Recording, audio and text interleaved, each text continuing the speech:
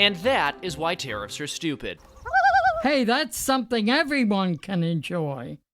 Hey gang, what's up? Aaron right here, Canadian Looney. We have Minister of Foreign Affairs, Melanie Joly, blowing her way through everything, gaslighting Canadians, gaslighting Americans, attacking Donald Trump, trying to buddy up to Marco Rubio, the Secretary of State, a guy from Florida. She wants to have that Florida connection. Keep those lines open. Anyways, we'll have some comments here. This is a long piece. It sounds like Melanie Joly's time might be up. She doesn't sound confident that she's going to be the foreign minister tomorrow or where she's heading after this meeting. She's clueless, guys. We'll take a look and a listen. She is something that they stick in front of the cameras. The Liberals use her all the time. Let's take a look and a listen. Melanie Joly. Woo, what an issue. On the G7, of course, welcome all of you, and it's a pleasure for me as your Canadian Foreign Minister to be hosting and welcoming all G7 foreign ministers in the beautiful country of Canada. I can say that through our long conversations, we were able to find strong G7 unity on a variety of issues that were discussed, and one that I would like to highlight in particular is the one linked to Ukraine. All G7 foreign ministers agree with the US proposal of a ceasefire that is supported by Ukrainians, and we are now studying and looking at the Russian reaction. So ultimately, the ball is now in Russia's court when it comes to Ukraine.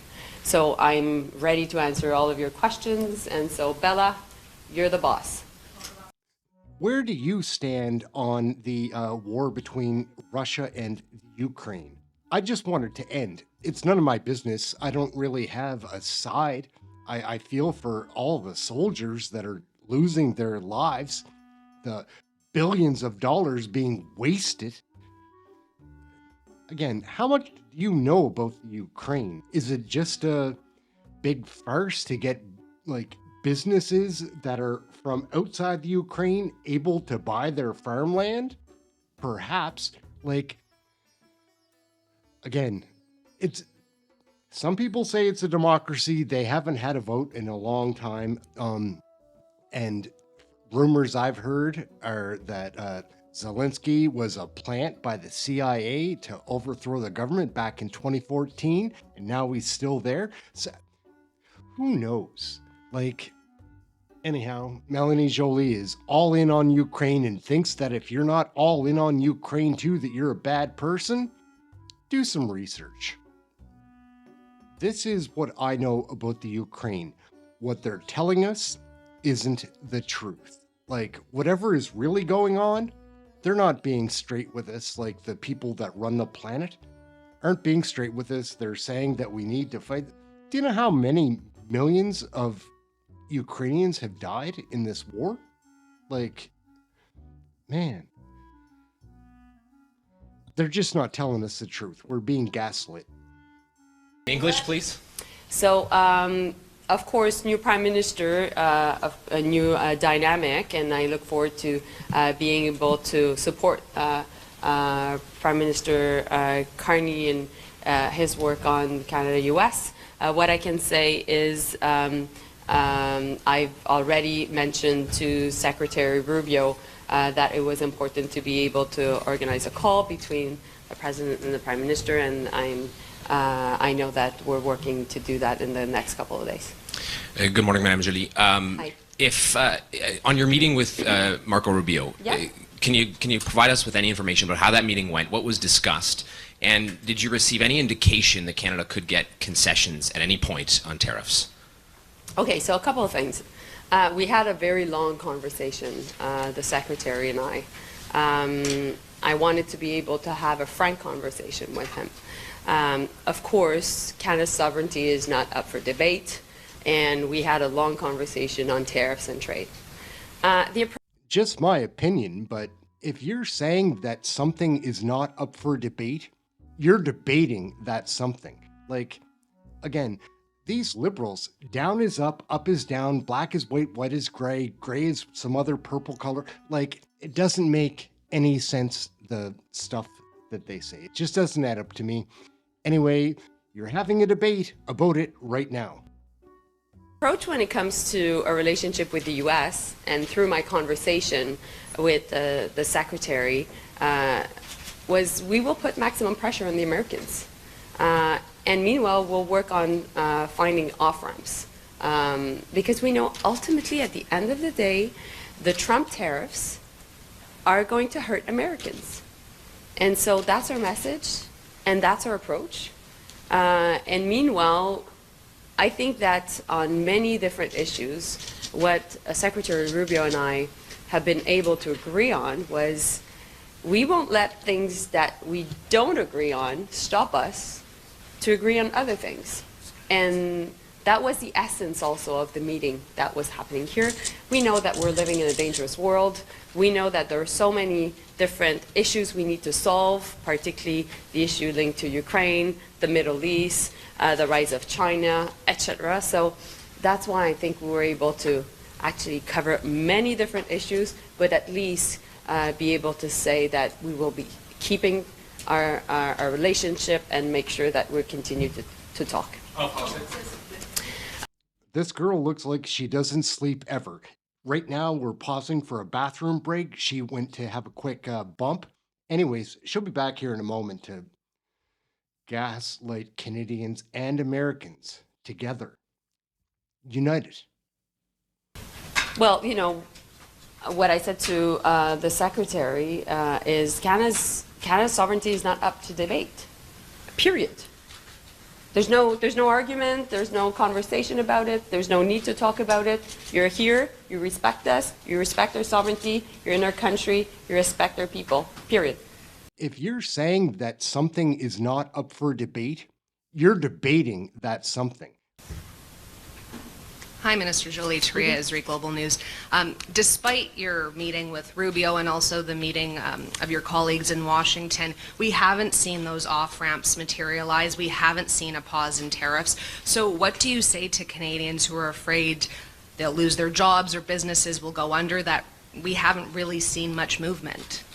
Well, I'm sorry, but I don't agree, because there's been a pause on tariffs linked to goods that are registered under CUSMA. So that's been the case. But I get your point that Canadians are anxious, and there is a real fear of people across the country of losing their jobs and their families of being able to have access to decent livelihoods. And so that's why I feel the urgency, and the team feels the urgency of making sure that we are putting maximum pressure on the American administration, the Trump administration, while conveying to the American people, who are the only ones that can ultimately really have President Trump change course, to say to them, well, this is bad for you too. And to all the American friends here today, my message is clear. Trump tariffs are bad for American people. They're bad because ultimately they cost more for them at the pump, at the grocery store, when they want to build a new home, so construction, etc. And this will drive inflation, and this can hurt many American people's jobs. Do you guys play cards? Anybody here ever play poker? Do you think this lady has a hand, or she's bluffing? Feels to me like bluffing, gaslighting, something like that. Because just look at the confidence in those eyes. Like, get some rest, girl. So there are no winners in trade wars. And not only are we seeing now that the Trump administration is engaging in a trade war against Canada, but it is doing so also against Europeans. And it is doing so against many other trading partners. So what we know as of now is that April 2nd is an important date, because under the executive order that President Trump signed on January 20th, there was a question of reciprocal tariffs that could start April 2nd. And so it's not only Canada watching and engaging on this issue, but many other of my colleagues here are also working on this issue. So I've been also working with Europeans to exchange information, as also the European Union imposed counter tariffs against American products in Europe following the tariffs on steel and aluminum. Old Melanie Joly does not like this reporter. You can see in her reaction, so like when he started asking his question, and then she's a bit confrontational about really what the question was, which seems simple to me. Anyhow, it doesn't sound like Melanie Joly thinks she's going to be foreign minister with any certainty after 8:46, whatever.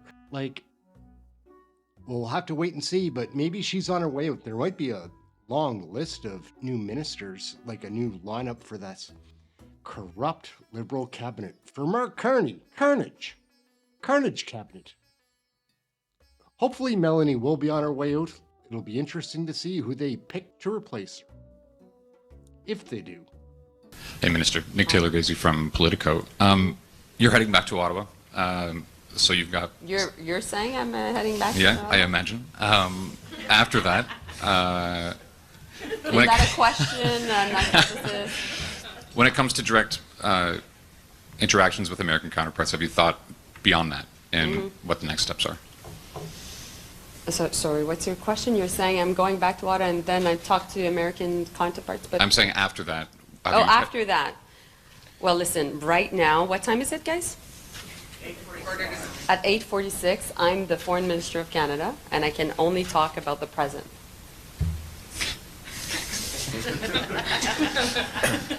Hi, Minister. Brian Platt with Bloomberg. You said earlier that you believe you're on track for a strong statement, strong communique. How would you describe the conversations at this meeting on Israel and Palestine, and how much ground have you and others had to give to the U.S. position on this? I think that when it comes to different issues, Ukraine, the Middle East, we've had sessions talking about these different issues, subjects, and the goal was to keep strong G7 unity. And we all know that when it comes to the Israel-Gaza issue and the Middle East in general, ultimately we need to make sure that the first phase of the ceasefire holds, and then we get to stage 2, and that holds too. Canada's position is clear. We believe in a two-state solution, period. And I think that you'll see in the statement that ultimately Israelis and Palestinians can only live side by side if we respect their right to self-determination. And I think that there is strong support for that approach. Last question to CBC. Kate McKenna, CBC. Good morning, Minister. I'm wondering, did you ask our allies to speak out against Donald Trump's annexation threat? And yesterday we saw two foreign ministry representatives wearing red and white. I'm wondering how did that come to be? Well, I thought they were, it was a great fashion statement. As a woman, I was really happy to see that they were, wearing red and white. And I have really good relationships with my colleagues, my German colleague Annalena Baerbock, who's a dear friend, and also with Kaja Kallas, who's a dear friend too, who's the High Representative for the European Union.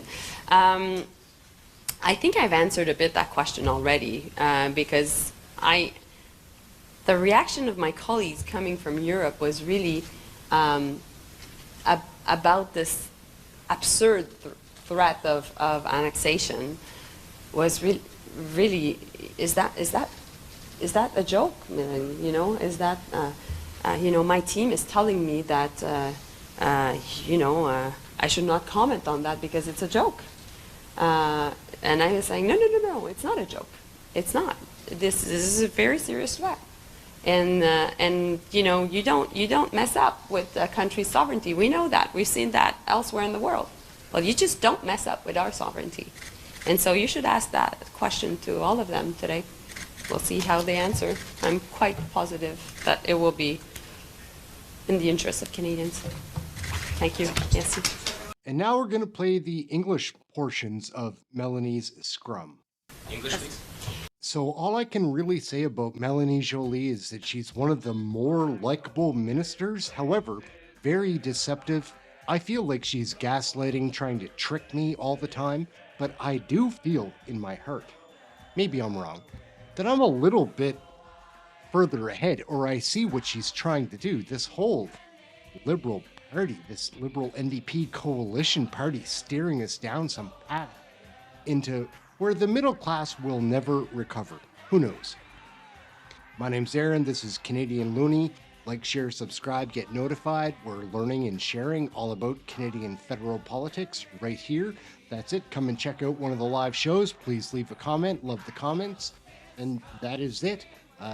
Take care, gang. Thank you for watching this video. We'll catch you next time. Okay, good day. Welcome